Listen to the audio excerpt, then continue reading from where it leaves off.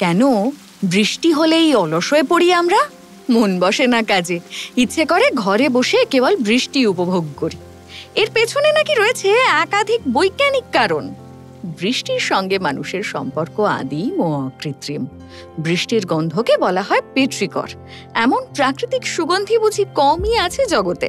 এই গন্ধ এক অপার শান্তি দেয় আমাদের মনকে, পুরনো স্মৃতি ফিরিয়ে আনে।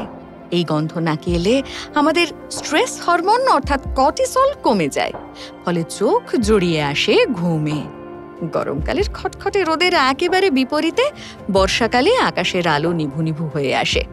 এই আলো আঁধারি মানব শরীরে মেলাটোনিন তৈরি করে। মেলাটোনিন এমন এক হরমোন যা অনিদ্রা ঘোচায়, ঘুমের সমস্যা দূর করে। বৃষ্টি ভেজা আবহাওয়ায় তাই আমাদের মনই আমাদের বোঝায় এইবার ঘুমিয়ে পড়া উচিত। তাছাড়া বিজ্ঞান বলছে বাড়ির ছাদে গাছের পাতায় বৃষ্টির জলের ফোঁটা পড়ে যে আলতো টুপটাপ শব্দ তৈরি হয় তাকে বলা যেতে পারে ন্যাচারাল হোয়াইট নয়েজ। চারপাশের ব্যস্ত জীবনের যে শোরগোল আমাদের বিরক্তি দেয়, সেই সব ফিকে হয়ে ছাপিয়ে যায় বৃষ্টির শব্দ। আমাদের মনকে শান্ত করে ভেতর থেকে। ফলো করুন সংবাদ প্রতিদিন ডিজিটাল।